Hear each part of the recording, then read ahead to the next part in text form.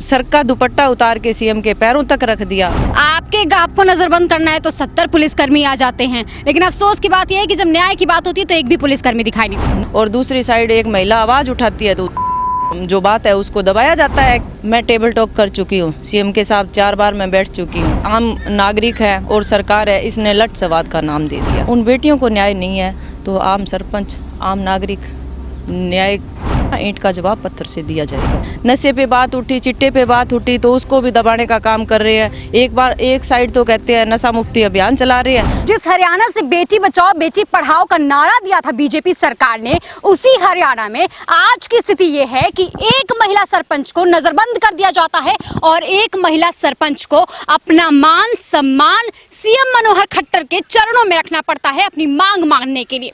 ऐसी स्थिति जिस हरियाणा में है, उस हरियाणा में बेटी बचाओ बेटी पढ़ाओ का पहला नारा दिया गया था।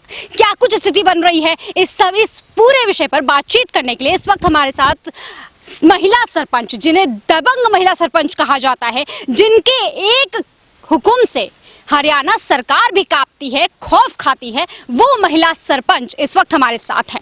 नाम तो सुना ही होगा, संतोष बेनीवाल। तो चलिए उनसे बातचीत कर समझने की कोशिश करते हैं कि आखिर इन्हीं से ज्यादा खौफ है क्या हरियाणा सरकार को। सबसे पहला सवाल कि आपको नजरबंद कर लिया गया है और एक महिला सरपंच को अपना दुपट्टा सीएम जी के चरणों में रखना पड़ता है, क्या यही स्थिति रह गई है महिलाओं की?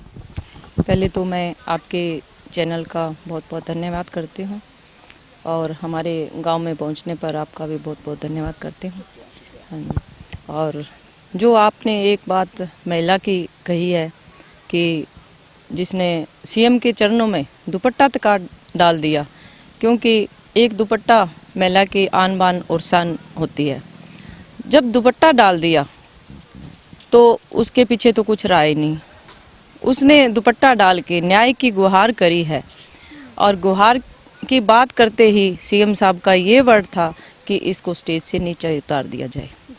तो न्याय की बात तो बहुत दूर है, क्योंकि एक साइड नारा देते हैं कि बेटी बचाओ बेटी पढ़ाओ का, और दूसरी तरफ जो हमारी बेटियां हैं और आम नारी है हमारी, उन पे अत्याचार हो रहे हैं।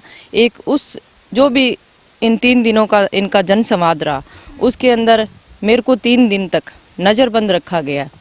फिर भी मैं वहाँ से मेरे फार्म से मेरे को उठाया, उसके बाद में मेरे को 2 दिन घर पे नज़रबंद रखा। तीसरे दिन जब मैंने निकलना चाहा तो इतना प्रशासन तैनात कर दिया 3 दिन के अंदर कि मैं हिल भी नहीं पाई। कितनी पुलिस बल तैनात होगी? मेरे घर पे 70 पुलिस कर्मी थे। हाँ जी, उसके अंदर 18 महिला पुलिस थी। अच्छा, आपके गाप को नजरबंद करना है तो 70 पुलिसकर्मी आ जाते हैं, लेकिन अफसोस की बात यह है कि जब न्याय की बात होती है तो एक भी पुलिसकर्मी दिखाई नहीं देता। नहीं, एक भी नहीं होता। और जब एक महिला पे लाठियां बांधी जाती है तब प्रशासन तैनात कर देते हैं। जब महिलाओं को रोकना पड़ता है तो प्रशासन तैनात करते हैं। अरे मैं आपके माध्यम से सरकार से ये पूछना चाहती हूँ कि महिलाओं को न्याय देना है तो दीजिए ना। हम बात करते हैं आमने सामने, हम टक्कर लेने के लिए आज भी तैयार हैं, न्याय मांग रहे हैं भी। सरकार में हिम्मत है तो हमें न्याय दीजिए। हम न्याय की हुंकार भरते हैं सीएम साहब से, यही बात बार बार हम कहते आए हैं।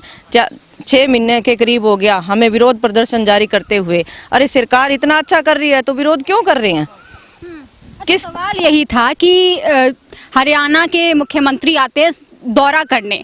अफसोस की बात यह है कि जब दौरे के दौरान बात होती है जनसंवाद की, तो उस जनसंवाद में एक जगह हमने देखा कि जो कार्यकर्ता था उन्हें बाहर ले जाओ, मारने तक की बात कह देते हैं मुख्यमंत्री जी। दूसरी जगह महिला वाली सरपंच वाली कहानी हो जाती है। ऐसे में क्या महिला जनसंवाद सिर्फ मजाक बनकर रह गया है? देखने में तो यही आया है।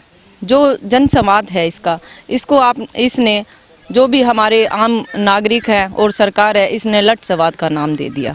क्योंकि जहाँ भी 3 दिन तक जनसंवाद हुआ उसके अंदर सरकार का विरोध ही हुआ।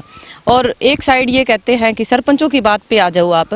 सरपंचों की बात बार बार जब भी जनसंवाद हुआ उसके अंदर सीएम साहब जाके ये पूछते हैं कि सरपंच कितने हैं।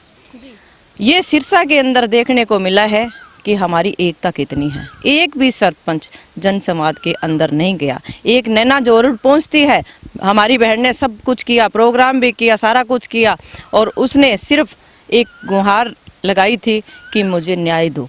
उसको न्याय नहीं मिला। जब सर पे सर का दुपट्टा उतार के सीएम के पैरों तक रख दिया, उसके लिए न्याय नहीं है। तो हम तो इस जो बीजेपी सरकार है इससे कोई भी ऐसे नहीं समझ सकते कि हमारे अधिकार वापस दिए जाएंगे। सरपंचों का बहुत दिनों से मैंने देखा है आंदोलन चल रहा है, सरकार के खिलाफ चल रहा है ई टेंडरिंग को लेकर। क्या मुद्दा है, आखिर क्यों प्रॉब्लम है? देखिए, स्टार्टिंग से लेके आज तक पहले सरपंचों के पूर्ण रूप से अधिकार दिए गए थे।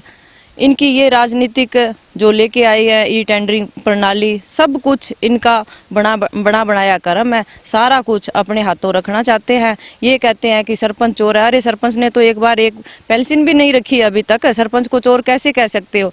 जब 1.5 साल के अंदर जो आम नागरिक के बीच में जो भी है इनके अंडर में कोटा रहा, तो उस टाइम का जो भी है वो उसका सिस्टम सारा उठा के देखो ना। लेकिन ई टेंडरिंग में दिक्कत क्या है? लेखा जोखा साफ हो जाएगा, सरकार भी देख पाएगी कार्यशाला कैसी हो रही है, आप भी चेक कर पाएंगे कि काम हुआ कि नहीं हुआ। नहीं हो पाया तो आप भी कंप्लेन कर सकती हैं। नहीं, ई टेंडर में हमें कोई प्रॉब्लम नहीं है जी। सरकार ई टेंडर लागू करते हैं तो करिए, हम तो करवाने को तैयार हैं।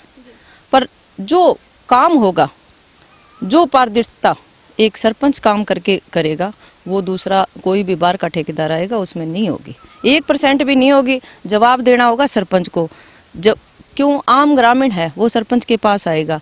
तो मैं एक आपको ये बात और कहना चाहती हूँ कि इलेक्शन से पहले कई काम हुए हैं, अभी तक वो पेंडिंग पड़े हैं। तो वो ई टेंडर प्रणाली है, इनका कर्ज जरा अब हम भुगत रहे हैं, तो भुगतना तो सारा सरपंच को ही पड़ेगा ना। हम तो बार बार यही कहते हैं। हमने जब भी मैं टेबल टॉक कर चुकी हूँ, सीएम के साथ 4 बार मैं बैठ चुकी हूँ। हमारा यही था, हमें एक साल के लिए जो भी है काम करने दीजिए, उसके बाद में हम सही नहीं होता तो सारा काम ई टेंडर से करिए। हम एग्री है उस बात पे। ठीक है, तो उस पर जवाब क्या आया? उस पे जवाब आया कि नहीं, आप एक बार ई टेंडर प्रणाली लागू होने दीजिए। ठीक है, तो ई टेंडर प्रणाली पर आखिर क्या होगा, क्या लगता है आपको? आपकी बात सुनी भी जाएगी कि कान बंद करके किसी फाइल को दफना दिया जाएगा?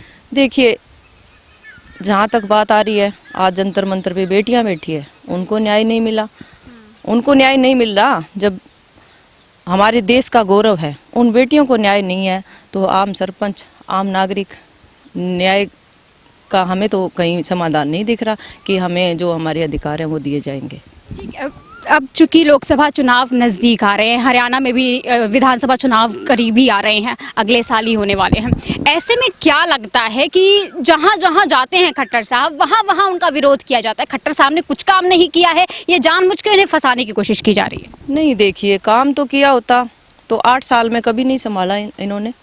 8 साल निकल गए हैं, काम किया होता तो इस तरह जन संवाद हो रही है, उनके अंदर इनका विरोध हो रहा है तो इतना विरोध ना होता। सरकार पहले संभल जाती तो बहुत अच्छी बात है। अब तो वो कहते हैं ना, बहुत दूर तक बात जा चुकी है। अब तो इनके हाथ पांथ में कोई बात नहीं है। अब बार बार ये गांव में ग्रामीणों को छेड़ने का काम कर रही हैं। ये ग्रामीण इतने छिड़े बैठे हैं कि ये 2024 के अंदर इनको धूल चटाने का काम करेंगे। अच्छा, सरपंचों के अंदर भी ज़्यादा विरोधाभास नजर आ रहा है इस वक्त, तो इसका परिणाम 2024 के इलेक्शन में भी दिखेगा? पक्का जरूर दिखेगा। एक सरपंच की बात नहीं है, एक आम ग्रामीण बोल रहा है मैडम।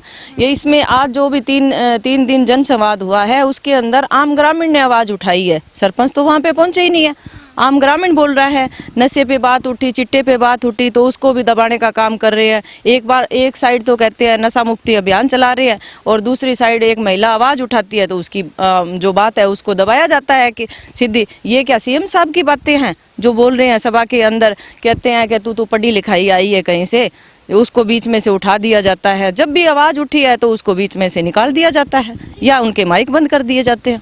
सवाल बिल्कुल वही लाजमी है। आपने बोला महिलाओं का जगह जगह पर प्रदर्शन चल रहा है, हमारी बेटियां प्रदर्शन कर रही हैं, उनकी भी बात नहीं सुनी जा रही है। हरियाणा की राजनीति से उसे जोड़कर देखा जा रहा है। क्या रेसलर्स प्रोटेस्ट का भी असर देखने को मिलेगा यहाँ पूरे हरियाणा की राजनीति पर? इसका भी प्रभाव देखने को मिलेगा क्योंकि यही हरियाणा वो राज्य है जहाँ पर प्रधानमंत्री जी आए थे और बेटी बचाओ बेटी पढ़ाओ की बात की थी उन्होंने। तो क्या बेटियों का अब संरक्षण, बेटियों का जो भाव था वो सब कुछ मिटाने का काम किया जा रहा है? जरूर, हमारी बेटियां अभी जंतर मंतर पे बैठी हैं और हमारे जो भी ग्रामीण है, हर वर्ग है ना समझ चुका है इस जो सरकार की जो गंदी नीतियां हैं और हर क्योंकि कोई भी नागरिक है ना, वो इतना नहीं रहा कि उसकी समझ में नहीं आया। सबको राजनीति इनकी समझ में आ चुकी है और सारे है ना इनको वो कहते हैं ना, ईंट का जवाब पत्थर से दिया जाएगा। ठीक है, तो खट्टर साहब आते तो है नहीं, कभी कभी दिखते हैं, उसमें भी विरोधाभास इतना ज़्यादा होता है, तो क्या लगता है खट्टर की राजनीति अब खत्म होने वाली है? सामने ही दिख रहा है आपको, 2024 के अंदर इनको धूल चटाने का काम हो जाएगा। तो प्रधानमंत्री नरेंद्र मोदी का चेहरा भी धूमिल हो जाएगा? पक्का जरूर होगा। कर्नाटका के अंदर आपने देख लिया और अभी भी देख लेना आप 2024 के अंदर। किस पार्टी को समर्थन देने वाले? देखिए, आज हम कोई पार्टी से नहीं जुड़े हुए हैं, सरपंच हैं, गांव की भलाई के लिए, गांव के जो भी है हमारे काम करना चाहते हैं। हम तो यही बार बार सरकार से यही कहते हैं कि हमें जो भी है काम हमारे गांव का विकास करने दीजिए, हम विकास करके खुश हैं। बहुत शुक्रिया समय देने के लिए। तो हमारे साथ महिला सरपंच संतोष बेनीवाल जी थी, जिनसे हमने तमाम मुद्दों पर बातचीत की। किस तरीके से हरियाणा चुनाव में इसका फर्क पड़ने वाला है, असर दिखने वाला है, ये भी बातचीत की। आपकी क्या कुछ राय है, कमेंट सेक्शन में लिखकर जरूर बताइएगा। चलती हूँ, नमस्कार।